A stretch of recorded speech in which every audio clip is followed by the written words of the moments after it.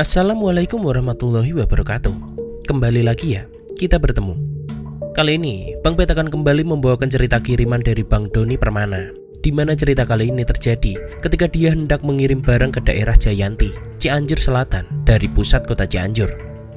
Jika kalian percaya dengan cerita-cerita gaib, dihadang makhluk gaib di tengah perjalanan, maka cerita ini akan cocok untuk kalian simak.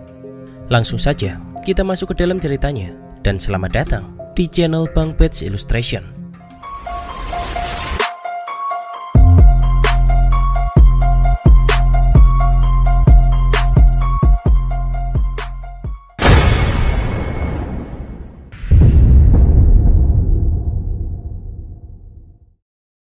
Saat itu, aku sedang libur sekolah beres UAS.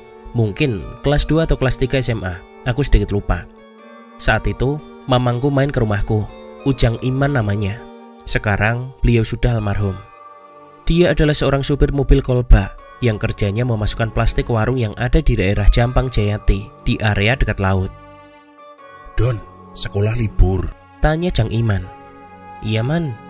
Mau ikut ke laut gak? Kerja sambil liburan, ngampasin plastik ke warung-warung. Makan, tidur, rokok, dijamin lah. Digaji juga. Sehari 30.000 kalau mau ikut ngampas. Aku sih siapa aja mang, tapi harus bilang ibu dulu. Di sini kebetulan ibuku langsung menjawab sambil membawakan air ke meja. Ikuti saja biar pengalaman, biar tahu gimana rasanya cari uang, nggak minta saja. Dan tak lama, bapak datang dari masjid. Waktu itu, waktu menunjukkan setelah zuhur. Langsung Iman bersalaman dengan bapak. Pak, sehat pak? Alhamdulillah Jang, tumben kesini. Ada angin apa nih? Tanya bapakku. Di sini ternyata Iman datang ke rumah karena memiliki satu tujuan lain, yaitu untuk membahas sosok kuntilanak yang selalu menghadangnya ketika hendak masuk ke Pantai Serak, tempat penginapannya untuk istirahat. Di sana ada satu sosok perempuan yang selalu menggantung, seakan dia adalah korban dari penghilangan nyawanya sendiri. Lidahnya menjulur keluar hingga memanjang sampai ke perut. Matanya melotot, putih semua kelopak matanya. Rambutnya panjang dengan memakai kain putih yang terlihat sudah lusuh. Sosok itu selalu terlihat sangat jelas oleh lampu mobil, karena jalan masuk ke daerah penginapan itu memang cukup menanjak. Dan pas di ujung tanjakan ada sebuah pohon beringin yang sangat besar. Jika sudah bertemu sosok itu, malamnya dia sampai suka mengigau, teriak-teriak sendiri, karena dia bermimpi sedang dikejar oleh Mbak Kunti itu. Dan untungnya, ia selalu dibangunkan oleh bosnya jika si bos menyadari ketika Iman teriak-teriak sendiri.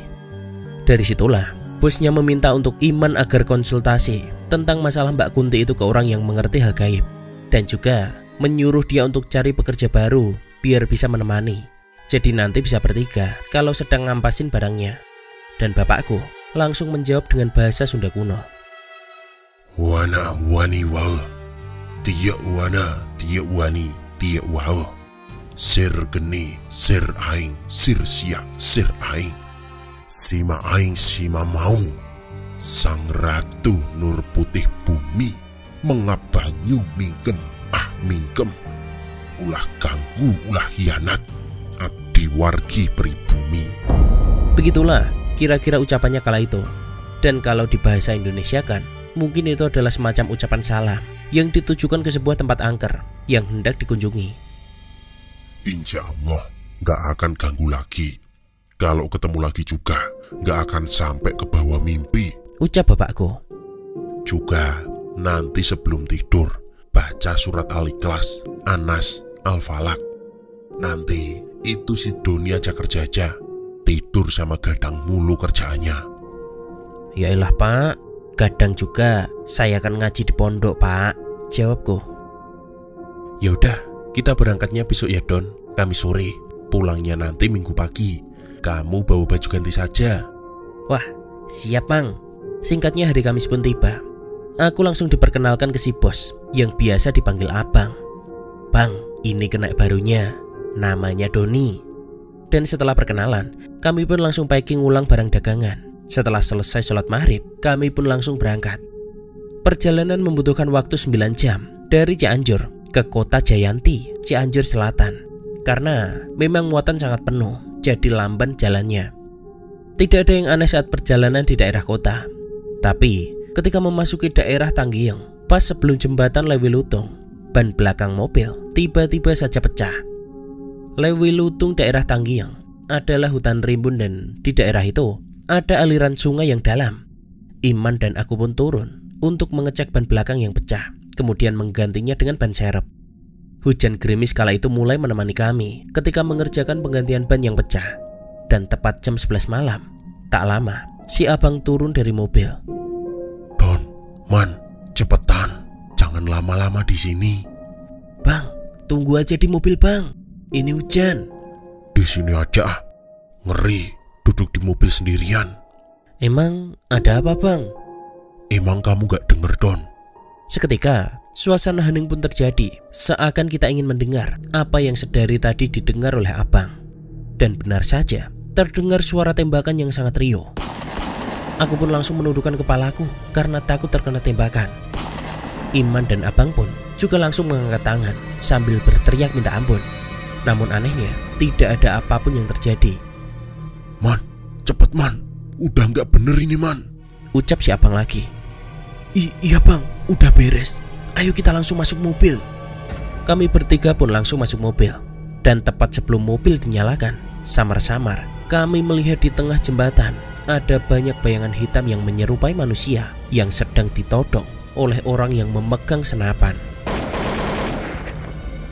Mereka semua ditembaki dan terjatuh ke sungai. Ada yang masih merangkak karena belum mati, dan yang mati di tempat langsung dilempar saat itu juga. Iman langsung komat kamit seakan membaca doa dan menyalakan mobilnya. Aku pun juga membaca doa, meminta perlindungan kepada Allah. Seketika bayangan hitam itu menghilang ketika tersorot lampu mobil yang sudah dinyalakan. Dan kami pun segera melanjutkan perjalanan dengan laju yang lebih cepat. Itu tadi apa ya? Kok kayak gitu penampakannya? Lewi Lutung itu tempat pembuangan mayat di zaman gerombolan dulu, Don. Salah satu tempat pembuangannya ya di jembatan itu, Don.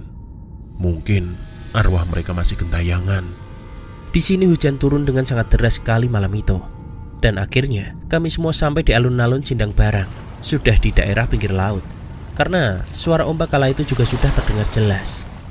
Kami pun berhenti di sebuah rumah makan untuk mengisi perut yang sudah keroncongan. Setelah selesai makan dan ngerokok, kami melanjutkan perjalanan ke penginapan. Perkiraan waktu itu sudah jam 1 atau 2 malam. Dari alun-alun Sindang Barang ke penginapan paling lama setengah jam lagi. Hujan turun masih deras dengan angin kencang dan kilat petir juga. Akhirnya kami sampai di jalan masuk menuju penginapan. Mobil pun langsung berbelok ke kiri. Dan benar, seketika jalur langsung menanjak. Tiba-tiba di ujung tanjakan ini, mobil mengerem mendadak. Astagfirullahaladzim, ucap kami semua. Di tengah jalan, tiba-tiba ada sebuah dahan pohon beringin besar yang terjatuh. Namun, untungnya tidak sampai menimpa mobil karena Iman langsung refleks mengerem ketika melihat batang pohon itu hendak tumbang. Kami sempat terdiam, saling pandang untuk mencari langkah berikutnya. Selain aneh, Iman juga tahu kalau tempat ini adalah lokasi biasa dia melihat penampakan perempuan yang menggantung itu. Setelah berdiskusi, aku dan Iman langsung turun untuk mengangkat batang pohon yang menutup jalan itu. Dengan susah payah, kami memindahkan batang pohon itu ke pinggir jalan. Don, teriak Iman memanggilku. Apa mang?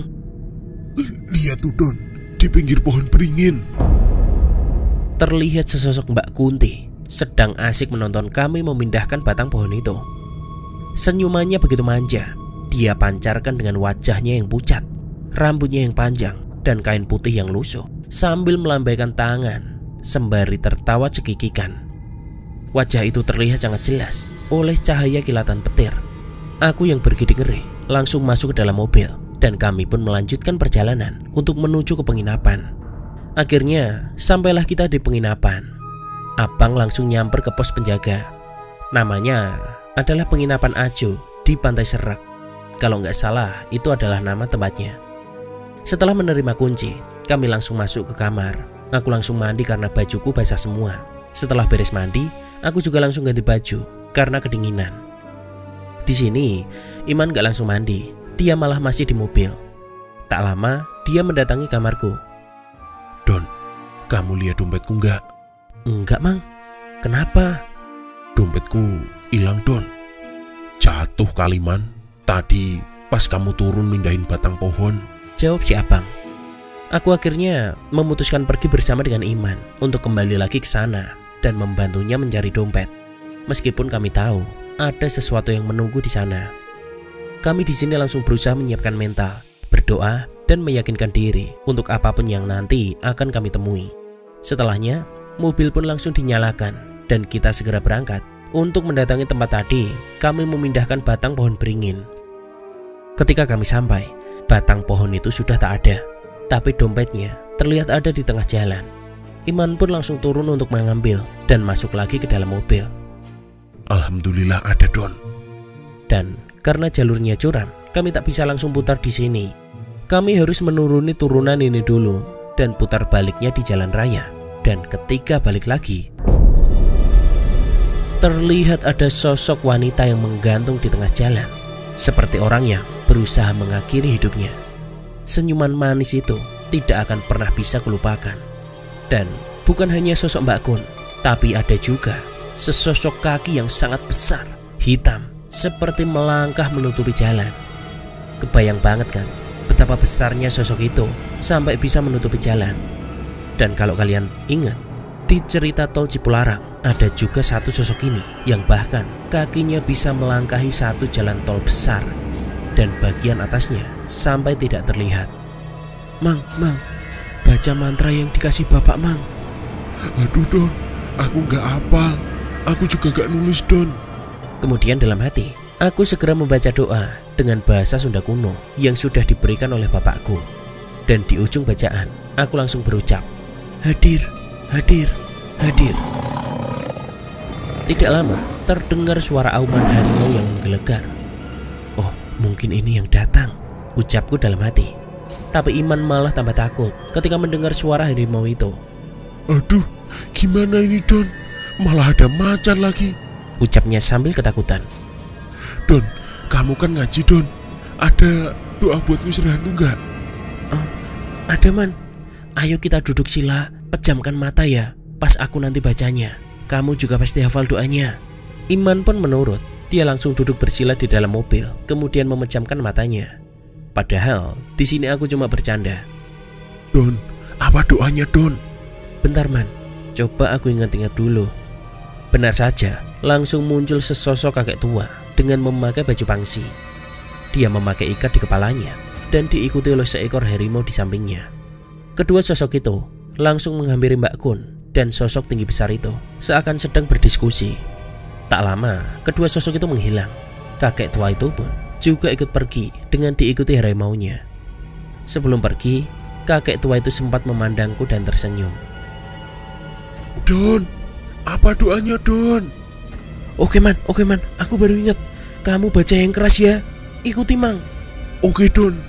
Allahumma barik lana, Allahumma barik lana, fima rozaktana, wakina azabannar. Dan Iman pun mengikuti bacaan yang kuucapkan sambil berteriak dengan keras. Dan setelah selesai, dia langsung memandangku dengan mata melotot. Goblok kamu, Don. Itu kan doa makan, kampret, ucapnya kesal. Hei, lihat aja, Mang, ke depan. Jangan marah dululah. Hantunya udah hilang itu, Man. Doa yang dikasih Ustadz akhirnya berhasil, jawabku sambil tersenyum. Iman pun langsung menengok ke depan. Dan memang benar, sudah tak ada lagi hantunya. Iya ya, Don. Gak ada Mbak Kunnya lagi. Wah, hebat itu, Don. Doa makan ternyata. Jadi, Mang, ini ada satu cerita. Dulu banget, waktu zaman masih pakai lampu cempor, berangkat ngajinya juga itu jalan kaki. Terus di sana itu nggak ada yang boleh pulang kalau belum bisa ngapalin doa makan. Kalau udah bisa ya boleh pulang. Nah, kebetulan ada satu anak yang susah banget hafalnya. Temen-temennya semua udah pada pulang duluan, dan dia yang terakhir hafal. Karena dia terakhir, pulang ngajinya dia juga sendiri. Nah, di pas perjalanan pulang ini, di depan rumah yang ada pohon nangkanya, tiba-tiba ada 3 sosok hantu yang nyegat dia. Sosok hantu itu langsung ngomong kan, mau kemana kamu bocah? Jam segini keluyuran, ucap si hantu. mau pulang ngaji. Nah, si bocah ngomong gitu. Terus anak itu sambil teriak, dia nginget satu doa yang sudah berhasil dia hafal. Satu-satunya doa. Bismillahirrahmanirrahim. Allahumma barik lana fima razaqtana wa qina azabannar. Dia membaca doa makan. Nah, di sini si setan-setan itu langsung pada mikir. Goblok, bukannya baca doa buat ngusir kita, malah mau makan kita. Dasar bocah semprul. Teriak hantunya sambil kabur. Jadi gitu man ceritanya. Berarti doa yang barusan kita baca itu juga berhasil, ucapku sambil tersenyum. Awas kamu Mbak Kun, kalau nongol lagi saya makan kamu, ucap si Iman sambil menyalakan mobil dan melanjutkan perjalanan ke penginapan. Singkat cerita, 3 hari saya kerja ngampasin plastik ke warung-warung. Tiap beres selalu mandi di laut. Dan juga tidak ada kejadian mistis lagi sampai pulang ke rumah. Selesai. Sekian cerita yang bisa Mama sampaikan. Untuk kalian yang percaya, jadikan video ini sebagai pegangan ya, agar kalian yakin kalau derajat manusia itu lebih tinggi dari mereka. Dan buat yang gak percaya, jadikan ini hiburan saja. Sekian, terima kasih sudah menonton. Dan wassalamualaikum warahmatullahi wabarakatuh.